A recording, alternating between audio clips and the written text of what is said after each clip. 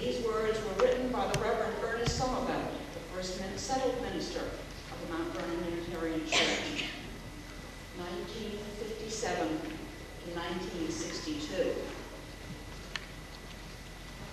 Our aim is to support with intelligence, knowledge, and experience the values that give significance to our lives, to help build individuals who are humane.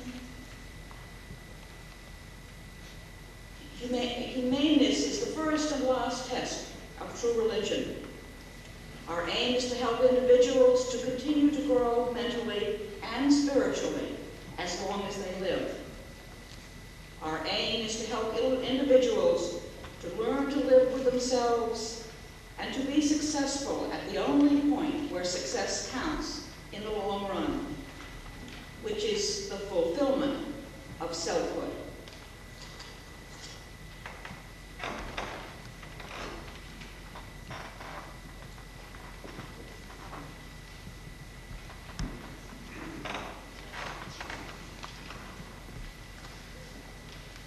These words were written by the Reverend Judith Walker Riggs, interim minister of MVUC 1983 to 1985. In a sermon series on cosmology, Judith had this to say about humanism. Where do you find support and help in humanism? In yourself as an individual and in community. There was a time in Unitarian Universalism when the brave, even blithe catchword was that the human community was all that mattered. That was all we needed for our support, inspiration, and fulfillment. Almost every student who preached to us at a recent ministerial fellowship committee, that's the group that licenses UU ministers, almost every student preached to us about community. Some years ago, I had heard that idea propounded so often and so exclusively that in an outburst at a ministers' meeting, I asked, doesn't anybody remember what Jesus went into the desert, Mohammed went into the cave, Buddha sat alone under his oak tree? What about the theme of isolation in religion? Well, I admit to you that after their isolation, they did come back into community, of course. But to say that we can find all the encouragement, meaning, and comfort that we need in community does not deal at all with the terrible statement in Gail Sheehy's book, Passages. There is no one who will never leave you.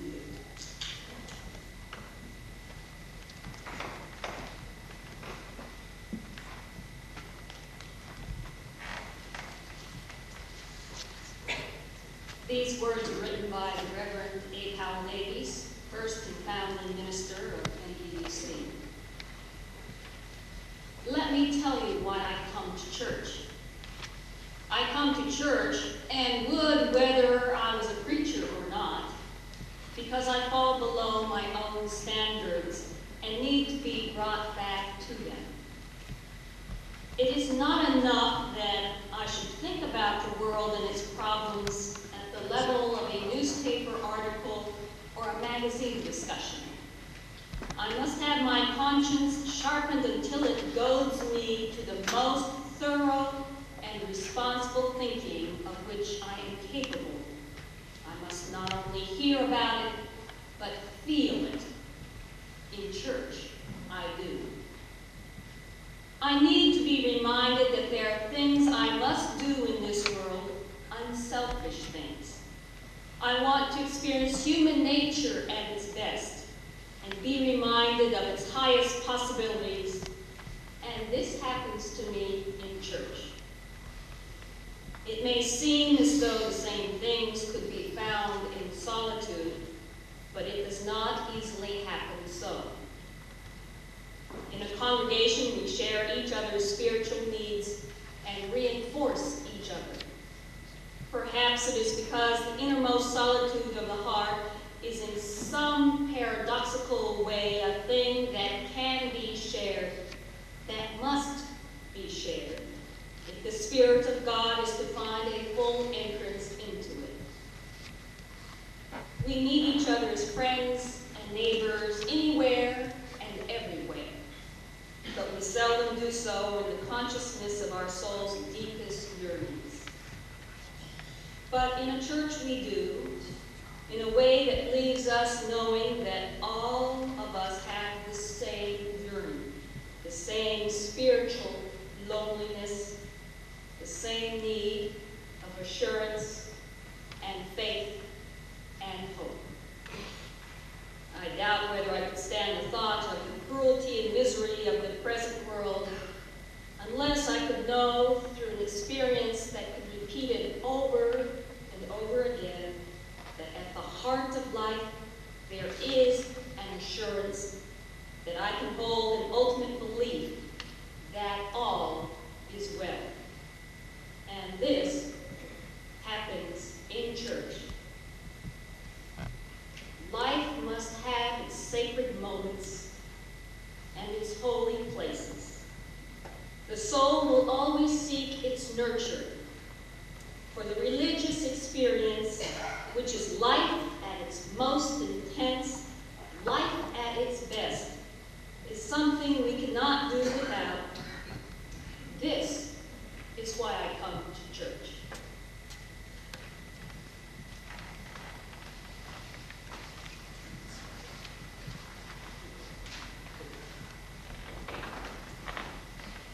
We have drunk from wells we did not dig.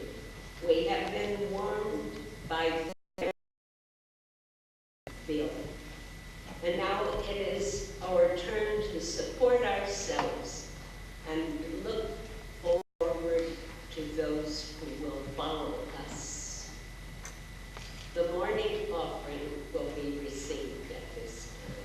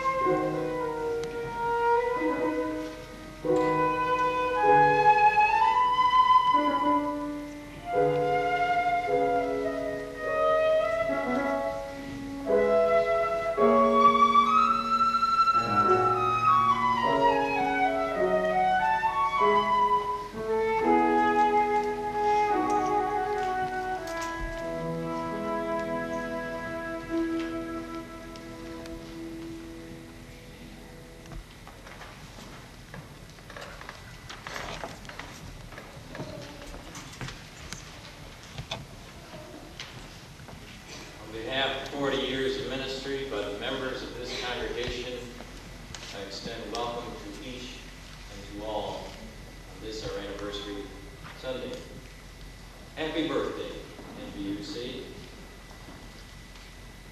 We have several honored guests that I would introduce to you at this time. I would ask them to stand in their places and remain standing so that we may not acknowledge you, and then at the end, perhaps extend our appreciation to your having been here. First, I'd like to introduce to the congregation Mrs. Muriel Davies, wife of our church's founder. Mrs. Davies, will you please rise?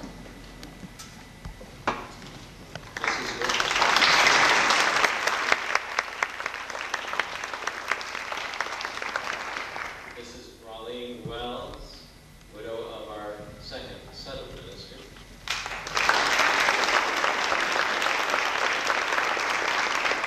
Our beloved sexton, groundskeeper, know-it-all. For many years, Ernest John Stevens.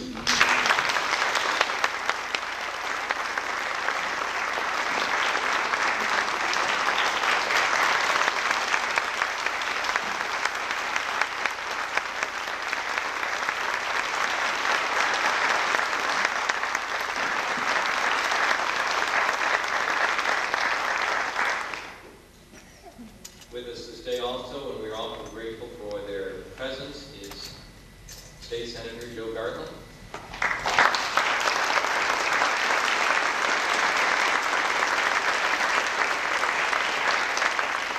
Senator Patty Fuller.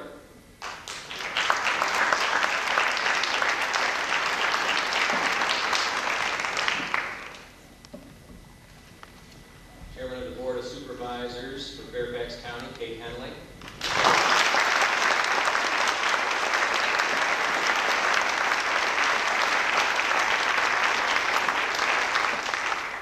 And we were hoping Jerry Hyde, our supervisor, would be here. Is Jerry here this morning? No. Well, thank you very much.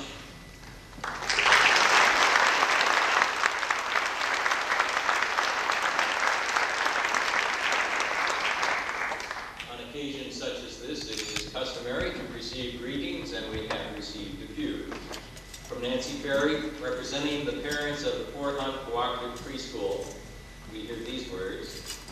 The Fort Hunt Cooperative Preschool congratulates the Mount Vernon Unitarian Church on the occasion of its 40th anniversary, and is honored to have shared 36 of those years as an instrumentality of the church. And I do need some help with this. How do you pronounce Chappie's last name? Any of you old timers? Say it again? Chapieski. From Chappie Chapieski, who was instrumental in this church's early days of religious education, this quip. The Religious Education Department is the training ground for future church leadership. This note from David and Beverly Bumbaum. Thank you for your invitation to attend and participate in the 40th anniversary celebration of the founding of the Mount Vernon Unitarian Church. Unfortunately, our schedule will not permit us to be away from the Summit Church. We will have just returned from a visit to our partner church in Transylvania, where we will have participated in the dedication of their new building. On September 17th, we will inaugurate our new co-ministry together in Summit. Please extend to the congregation our congratulations on this important milestone and our best wishes for all the years to come. Sincerely, David Beverly. With us also this morning is the President of the Greater Washington Area Council of Unitarian Universalist Churches, Ellen Pompano.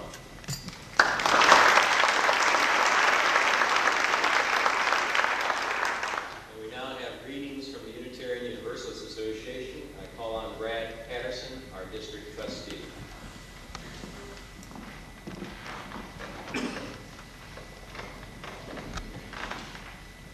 I do indeed want to add my congratulations to this wonderful occasion. And I ask you, however, this morning, as you look inward and backward to your 40th anniversary and to this beautiful occasion here, to look outward too. And remember, my message really to you this morning is you are not alone. You are part of our Greater Washington Area Association of UU Churches, and Helen Pompano has just been introduced to you. She's the distinguished president. It's 26 congregations in the Greater Washington area, in Virginia, Maryland, and the District of Columbia. Look outwards also to the Joseph Priestley District. That is the district in the Middle Atlantic states, in southern New Jersey, eastern Pennsylvania, Delaware, Maryland, and Northern Virginia, and the District of Columbia. That's 68 congregations of 12,300 members in those different states. And I bring you greetings this morning on behalf of Ruth Bruns, the president of the JPD, who's in Rockville. And the GWA is well represented on our JPD board with Bill Curtis of Annapolis, Rich Dean of Columbia, myself from River Road, and many direhole souls. And look outwards also, please, at the Unitarian Universalist Association, of which we are all members, and you are members.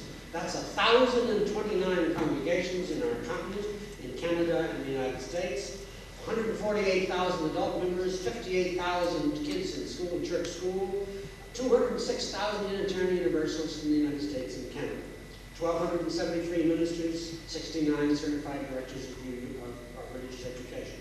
So, and they're headquartered in Boston, as you know, and so look outwards to them because they look to you. And some of the money, a great deal of the money which you send to them comes right back to our district from the UUA. And then look outward once more to our whole world. You'll be interested to know that the UUA board, of which I'm a newly elected member, before I joined, the UUA board just recently ratified the Constitution of a new International Council of Unitarian Universalists, a worldwide organization, because UUs are now in 19 nations, including St. Petersburg, New Zealand, Czechoslovakia, South Africa.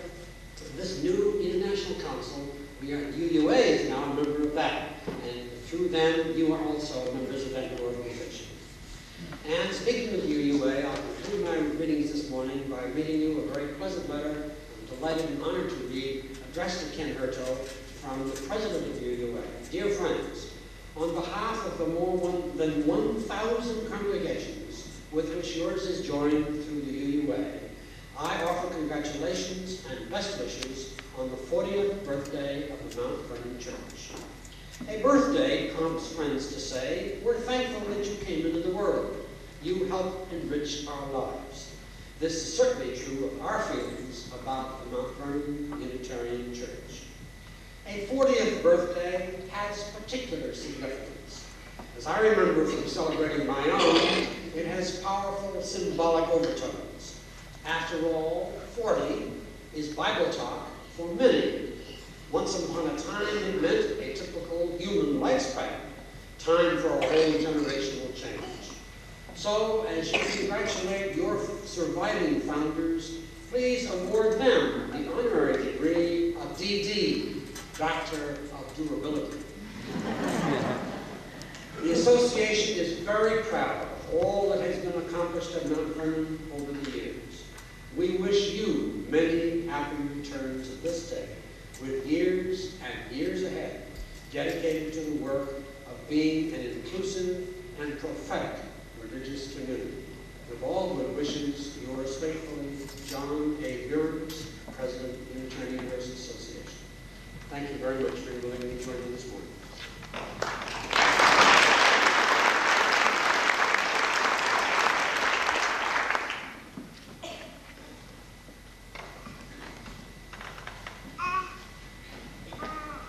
Good morning.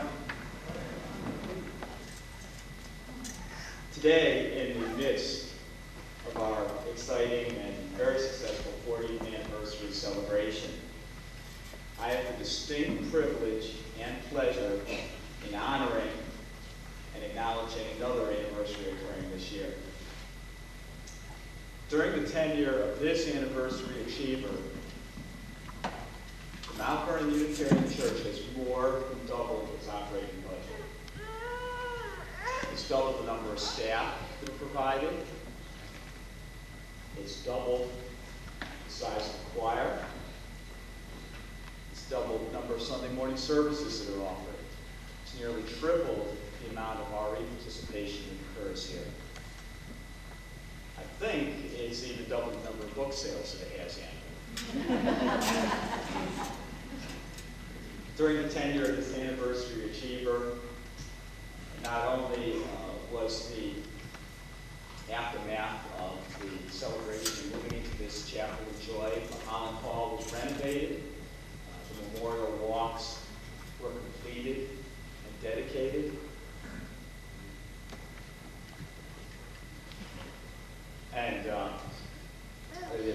to even survive this set of 40th anniversary festivities. The dramatic growth that has occurred during this period of time has vaulted the issue of planning for growth, much to the credit of this anniversary achiever, to the top of our church agenda. Of course, the tenure I speak of is the ministers.